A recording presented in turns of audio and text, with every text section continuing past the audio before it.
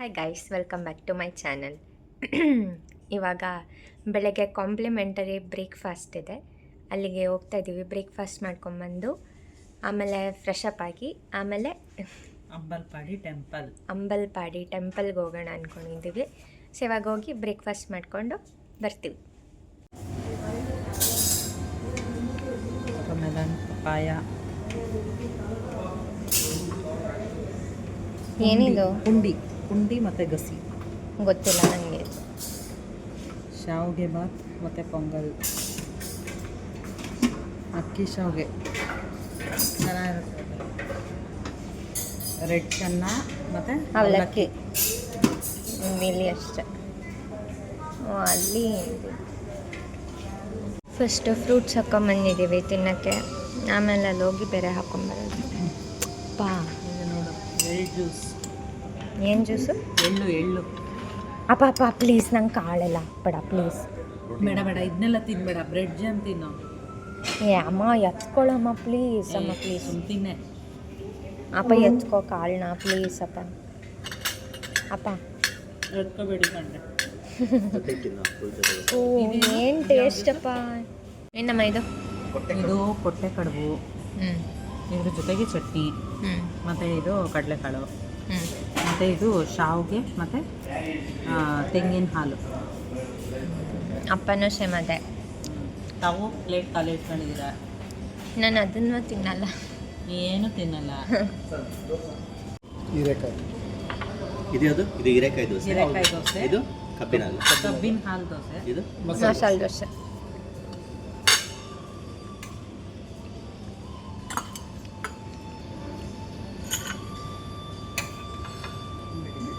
ಹಾಕ್ಸ್ಕೊ, ಚೆನ್ನಾಗಿರುತ್ತೆ. ಹಾಕ್ಸ್ಕೊ. ಒಂದು ದೋಸೆ ನೋಡು. ಜೊತೆಗೆ ಚಟ್ನಿ ತಿಂತೀಯಲ್ವಾ? ಚಟ್ನಿ ತಿಂತೀಯಲ್ವಾ? ಓ ಕ್ಯೂಟ್ ಆಗಿದೆ. ಚಟ್ನಿ ತಿಂತೀಯಲ್ವಾ? ತಿಂತಾರೆ, ಸುಮ್ಮನಿರ್ರಿ. ಪುಟ್ಟು ಮಸಾಲೆ ದೋಸೆ, ಚಿಕ್ಕ ದೋಸೆ. ನಮ್ಮ ಪಾಪು LKG ಓದ್ತಾ ಇದೆ, ಅದಕ್ಕೆ ಪುಟ್ಟದಾಗಿ ದೋಸೆ ಹಾಕಿದ್ದಾರೆ. ಹೀರೆಕಾಯಿ ದೋಸೆ ತಿನ್ನೋ, ವೆರೈಟಿ ದೋಸೆ. ಹೀರೆಕಾಯಿ ದೋಸೆ, ಮಸಾಲೆ ದೋಸೆ, ಮತ್ತು ಇದೇನು ಕಬ್ಬಿನ ಹಾಲು ದೋಸೆ. ಇದು ಇವತ್ತಿನ ಸ್ಪೆಷಲ್. ಕಬ್ಬಿನ ಹಾಲಿನ ದೋಸೆ ತಿನ್ನೋಣ ಇವಾಗ ರೀಚ್ ಆದ್ವಿ ಅಂಬಲ್ಪಾಡಿಗೆ. ಆಗ ಒಳಗೆ ಹೋಗಬೇಕು. ಇವತ್ತು ಜನ ಜಾಸ್ತಿ ಇದ್ದಾರೆ, ಇವತ್ತು ಶುಕ್ರವಾರ ಅಲ್ವಾ, ಅದಕ್ಕೆ 100, ಅದಕ್ಕೆ 150 ಹಾಕಿದ್ರೆ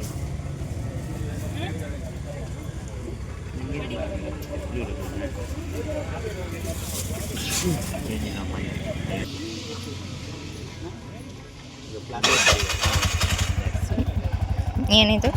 ಮಲ್ಲಿಗೆ, ಮಂಗಳೂರು ಮಲ್ಲಿಗೆ.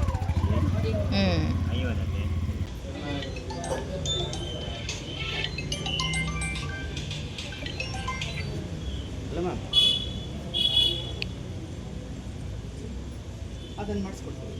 ನೀವು ಡ್ರೈವ್ ಕಂಪ್ಲೀಟ್ ಮಾಡ್ತೀವಿ. ಅದಕ್ಕೆ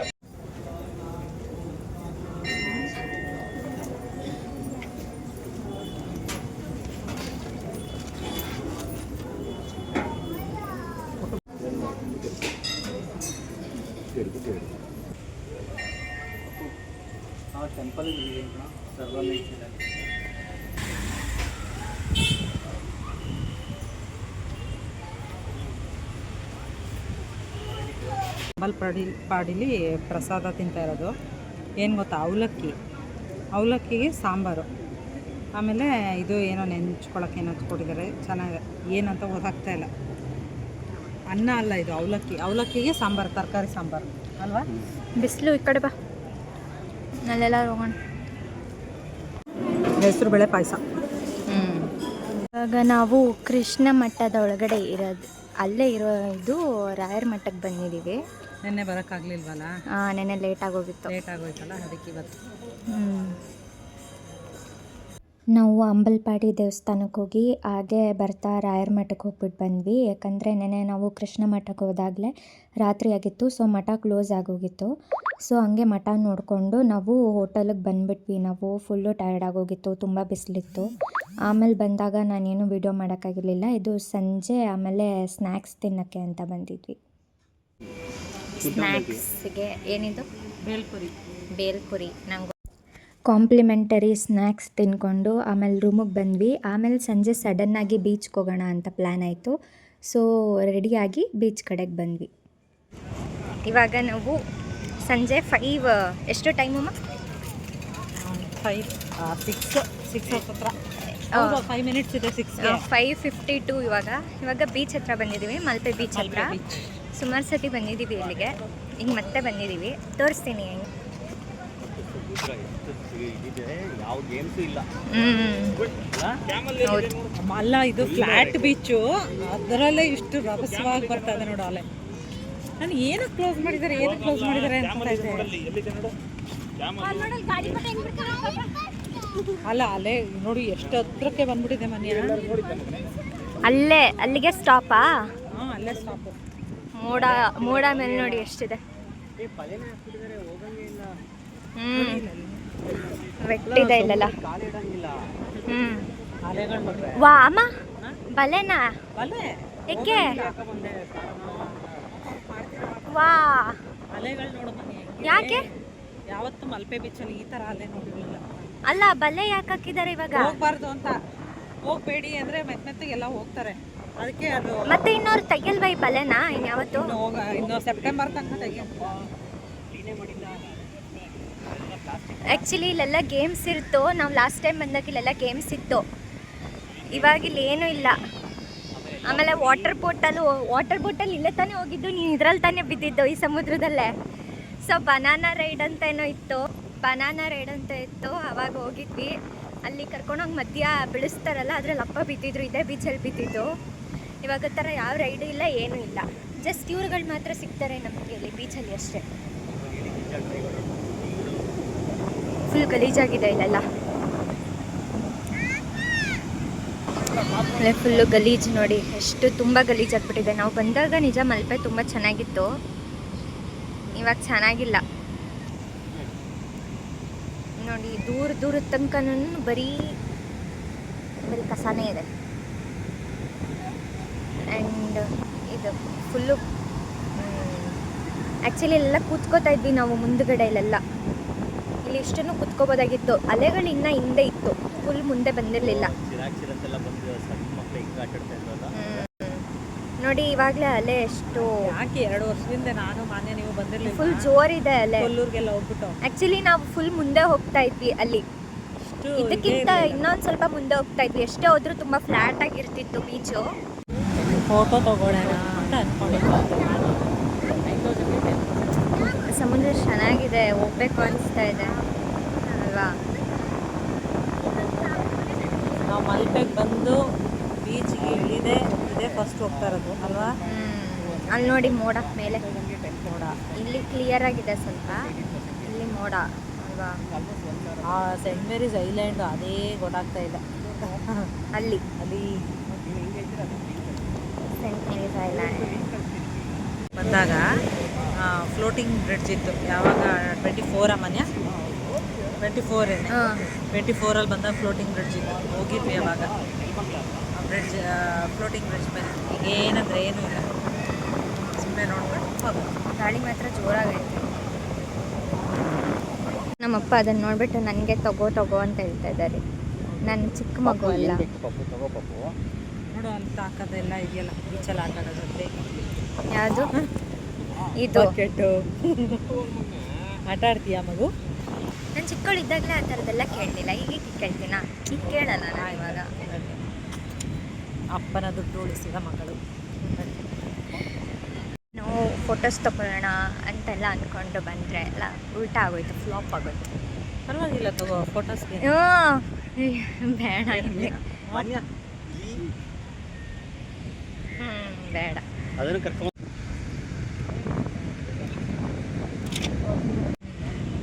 ನನ್ನ ಮಕ್ಕಳು ಮಕ್ಕಳನ್ನ ನಾನು ಹಾಸ್ಟೆಲ್ಗೆ ಸೇರಿಸ್ಬಾರ್ದು ಅಂತ ಇದ್ದವನು ಯಾವುದೇ ಕಾರಣಕ್ಕೂ ಹಾಸ್ಟೆಲ್ಗೆ ಸೇರಿಸಲ್ಲ ಅಂತ ಇದ್ದವನು ನಾನು ಹಿಂಸೆಗೆ ಸೇರಿಸ್ಬಿಟ್ರಿ. ಯಾವ ಮಾಯದಲ್ಲಿ ಹಾಸ್ಟೆಲ್ಗೆ ಸೇರಿಸ್ಬಿಟ್ಟು ಗೊತ್ತಿಲ್ಲ. ಎಷ್ಟು ಬೇಜಾರಾಗುತ್ತೆ ಅಂದರೆ ಮಕ್ಕಳಿಲ್ಲ ಅಂದರೆ ಹಬ್ಬಕ್ಕೆ ಬರ್ತಾರಲ್ಲ. ಜೀವನನೇ ಇಲ್ಲ. ನನ್ನ ಜೀವನ ಶೂನ್ಯ ಕಣ್ರಿ, ಶೂನ್ಯ. ನಮ್ಮ ಚಿರಾಗ್ ಇಲ್ಲ ಅಂದರೆ ನಾವು ಹಂಗಾದ್ರೆ ಶೂನ್ಯ. ನಾನು ಯಾರು ಹಂಗಂದ್ರೆ ನಾನು ಯಾರು? ಇವಳು ಯಾರು, ನಾನು ಯಾರು? ನಾವು ಮಿಸ್ ಮಾಡ್ಕೊತೀವಿ ಅಲ್ವೇನೆ ಮನೆ. ಚಿರಾಗ್ ಇದು ಚಿರಂತು. ನಾನು ನೀನು ಮಾನ್ಯ. ಮಾನ್ಯ ಮೂಗು ಇದು ಮಾಮ. ಮಾನ್ಯ. ಇದು ಮಾನ್ಯ. ಫಸ್ಟ್ ಇದು ರಮ್ಯಾ. ನಾನು ಬಾಯ್ ಬಡ್ತೀನಿ.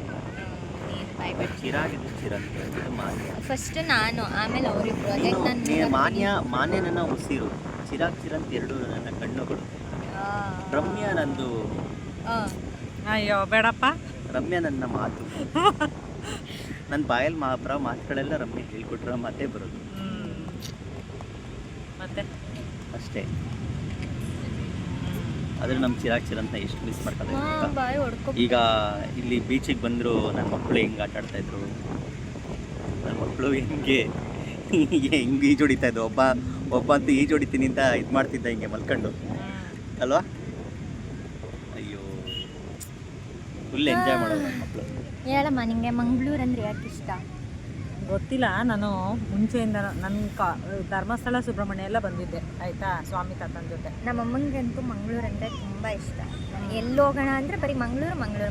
ಅದಕ್ಕೆ ನಾವು ಉಡುಪಿ ಮಂಗಳೂರಿಗೆಲ್ಲ ಸುಮಾರು ಸತಿ ಬಂದಿದ್ದೀವಿ. ಅಂದರೆ ಒಂದು 3 to 4 ಟೈಮ್ಸ್ ಬಂದಿದ್ದೀವಿ. ಇಲ್ಲೇ ಒಂದು ರೆಸಾರ್ಟ್ ಇದೆ, ಅಲ್ಲೇ ಉಳ್ಕೊಂಡಿದ್ವಿ. ಅಲ್ಲೇ 3 times ಬಂದಿದ್ದೀವಿ ಇದುವರೆಗೂ. ನಮ್ಮ ಅಮ್ಮನಿಗೆ ಮಂಗಳೂರು ಅಂದರೆ ತುಂಬ ಇಷ್ಟ. ಏನಕ್ಕೆ ಅಂತ ಅವ್ರು ಹೇಳ್ಬೇಕು. ಅದೇ ಧರ್ಮಸ್ಥಳ ಸುಬ್ರಹ್ಮಣ್ಯಗೆಲ್ಲ ಬರ್ತಿದ್ವಿ ಅನ್ಕೋ ಸ್ವಾಮಿ ತಾತನ ಜೊತೆ, ಅಂದರೆ ಅಜ್ಜಿ ತಾತನ ಜೊತೆ. ಮಂಗಳೂರಿಗೆ ಅಂದರೆ ಬಂದಿರಲಿಲ್ಲ ನಾನು ಕಾಲೇಜ್ಗೆ ಹೋದ್ನಲ್ಲ, ಆವಾಗ ಕಾಲೇಜ್ ಕಡೆಯಿಂದ ಟ್ರಿಪ್ ಹಾಕೋದ್ರು ಮಂಗಳೂರು ಕಡೆ. ಆಗ ಬಂದಾಗ ಫುಲ್ ಮಂಗಳೂರು, ಉಡುಪಿ, ಮುರುಡೇಶ್ವರ ತನಕ ಎಲ್ಲ ಹೋಗಿದ್ದಿದ್ದು. ಆವಾಗ ನಂಗೆ ತುಂಬ ಇಷ್ಟ ಆಗ್ಬಿಡ್ತು. ಆಮೇಲೆ ಅಪ್ಪನ ಜೊತೆನೂ ಸುಮಾರು ಸತಿ ಬಂದೆ ಅನ್ಕೋ.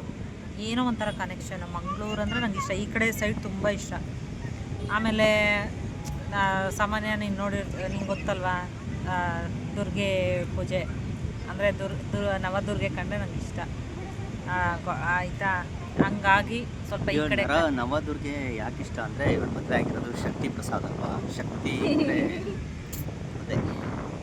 ಅದೇ ಅದಕ್ಕೆ ಹಂಗಾಗಿ ಸ್ವಲ್ಪ ಈ ಕಡೆ ಕನೆಕ್ಷನ್ ಜಾಸ್ತಿ. ನಾನು ಮಂಗಳೂರು ಇಷ್ಟ ಅಂದರು. ನಿಮ್ಮ ಅಪ್ಪಂಗೆ ಮಂಗಳೂರಿಗೆ ಟ್ರಾನ್ಸ್ಫರ್ ಆಗೋಯ್ತು 2 ವರ್ಷದಿಂದ. ಅದನ್ನೇ ಅಂತ ಇದ್ರು ಅವರು. ಮಂಗಳೂರು ಅಂತ ನನ್ನ ಮಂಗಳೂರು ಕಳಿಸ್ಬಿಟ್ಟು ನೀನು ಮೈಸೂರಲ್ಲಿ ಉಳ್ಕೊಂಬಿಟ್ಟಿಯಲ್ಲ ಅಂತ. ಮಂಗಳೂರಲ್ಲಿ ಒಂಥರ ಒಂಟಿ ಟ್ರಾವರ್ಸ್ ಇದೆ. ಬಂದು ಹೋಗಿ ಮಾಡ್ತಿರ್ತೀನಿ. ಈಗ ಇವ್ರ ಅಮ್ಮಂಗೆ ಆಪ್ರೇಷನ್ ಆಗಿ ಸ್ವಲ್ಪ ಒಂದು 1 year ಆಯಿತು ನಾನು ಬಂದು. ಆಪ್ರೇಷನ್ನು ಅದು ಇದು ಅಂದ್ಕೊಂಡು ಈಗಲೂ ಅಷ್ಟೇ. ಈಗ ಒಂದು ಸ್ವಲ್ಪ ದಿವಸ ಈಗ ಸುಮ್ಮನೆ ಹಿಂಗೆ ಬಂದವ್ರು ಹಿಂಗೆ ಹೋಗ್ತಾರಷ್ಟೇ. ನಾವು ಒಂಟಿ. ಹಾಗಾಗಿ ಈ ಕಡೆ ಸ್ವಲ್ಪ ಜಾಸ್ತಿ. ಆಮೇಲೆ ಅಂಬಲ್ಪಾಡಿಗೆ ಫಸ್ಟ್ ಟೈಮು ಕೊರೋನಾ ಎಲ್ಲ ಆಗಿತ್ತು. ಫಸ್ಟ್ ಲಾಕ್ಡೌನ್ ಮುಗ್ದಿತ್ತು ಸ್ವಲ್ಪ. ಅವಾಗ ಫ್ರೀ ಆಗಿತ್ತಲ್ಲ, ಆಗ ಹಿಂಗೆ ಬಂದಿದ್ದೀನಿ. ನನ್ನ ಬರ್ಡೇ ಟೈಮಾಗೆ ಫುಲ್ ಫ್ಯಾಮಿಲಿ ಬಂದಿದ್ವಿ. ಇವರಮ್ಮ, ನಾನು, ಚಿರನ್ ಮನೆ ಎಲ್ಲ ಬಂದಿದ್ವಿ. ಆಗ ಇವ್ರ ಕೊಲಿಗೆ ಯಾರೋ ಹೇಳಿದರು ಅಂಬಲ್ಪಾಡಿ ಅಂತ ದೇವಸ್ಥಾನ ಇದೆ, ಕಾಳಿ ಟೆಂಪಲ್ಲು, ಅಲ್ಲಿ ಹೋಗ್ಬಿಟ್ಟು ಬನ್ನಿ ಅಂತ. ಸೊ ಅಲ್ಲಿ ಹೋಗ್ಬಿಟ್ಟು ಬಂದಮೇಲಿಂದ ಇದು 4ನೇ ಸತಿ ನಾನು ಹೋಗ್ತಾ ಇರೋದು ಆ ಟೆಂಪಲ್ಗೆ. 3 ಸತಿ ನಾನು ಬರ್ಡೇ ಟೈಮಲ್ಲೇ ಬಂದಿದ್ದೀನಿ. ಇದು 4ನೇ ಸತಿ. ಬೆಳಗ್ಗೆ ಹೋಗಿದ್ವಲ್ಲ ಕಾಳಿ ಟೆಂಪಲ್, ಅದೇನೇ 4ನೇ ಸತಿ ಬರ್ತಾ ಇರೋದು.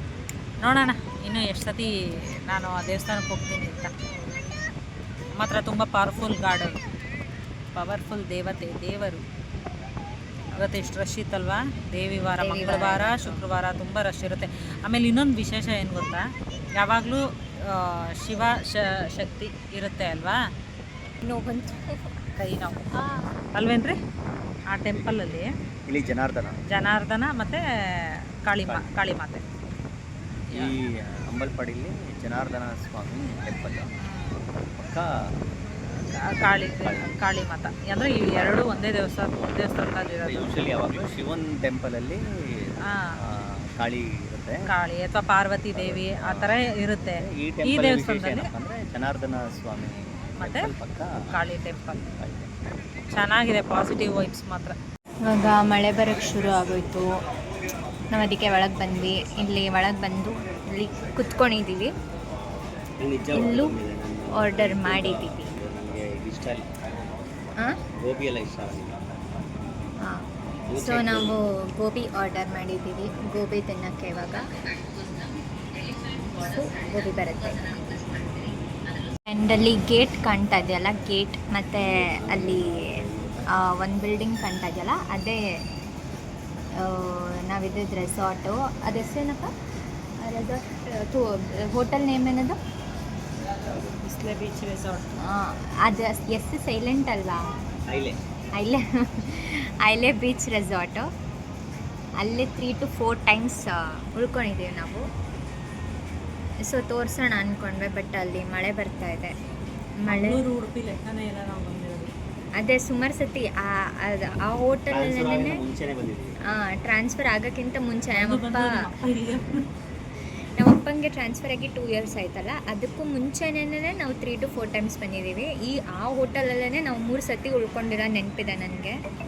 ಒಂದು ಸತಿ ಅಜ್ಜಿ ಜೊತೆ ಬಂದಾಗ, ಒಂದು ಸತಿ ಅಲ್ವಮ್ಮ, ಒಂದು ಸತಿ ಅಜ್ಜಿ ಜೊತೆ, ಇನ್ನೆರಡು ಸತಿ ನಾವೇ ಬಂದಿದ್ದು ಅನಿಸುತ್ತೆ. ನಾನು ಬರ್ಡೇ ಟೈಮಲ್ಲಿ ಒಂದು ಸತಿ 24 ಹಾಂ, ಅದೇ ಕಟೀಲ್ ಕೊಲ್ಲೂರಿಗೆಲ್ಲ ಹೋಗಿದ್ವಲ್ಲ, ಹಂಗೆ ಬಂದು ಇಲ್ಲಿ ಉಳ್ಕೊಂಡಿದ್ವಿ. ಅಲ್ಲಿ ಅಷ್ಟು ಜಾಸ್ತಿ ಉಳ್ಕೊಂಡಿದ್ದೀವಿ.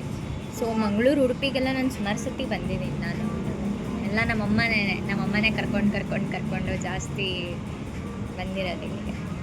ಮತ್ತು ಅಪ್ಪ ಲೈಮ್ ಸೋಡಾ ಹೇಳಿದರು. ಲೈಮ್ ಸೋಡಾ ಬಂದಿದೆ ಇವಾಗ. ನಾನು ಲೈಮ್ ಸೋಡಾ ಕುಡಿಯಲ್ಲ. ಸೊ ನಾನು ಗೋಬಿ ಆರ್ಡರ್ ಮಾಡಿದ್ದೀನಿ. ಗೋಬಿ ಎಲ್ಲರೂ ಗೋಬಿ ತಿನ್ನೋಕ್ಕೆ.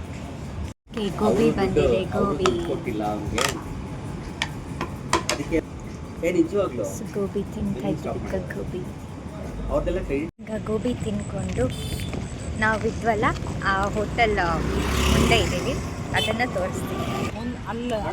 ನೀರಿರೋದು ನಾವಿದ್ದು. ಒಂದು ನಿಮಿಷ ಈ ಕಡೆ ಬಾ.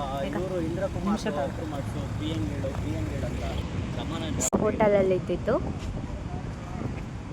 ಪ್ಯಾರಡೈಸ್. ಸೊ ನಮ್ಮದು ರೂಮು ಆ ಕಡೆ ಸೈಡ್ ಒಂದು ಲೈಟ್ ಆನ್ ಆಗೈತಲ್ಲ, ಅದೇ ರೂಮಲ್ಲಿ ಲಾಸ್ಟ್ ಟೈಮ್ ನಾವು ಉಳ್ಕೊಂಡಿದ್ದು. ಇಲ್ಲೇ 3-4 ಟೈಮ್ಸ್ ಉಳ್ಕೊಂಡಿದ್ದೀವಿ ನಾವು. ಲೈಟ್ ಜಾಸ್ತಿ ಅದಕ್ಕೆ ಕಾಣಲ್ಲ.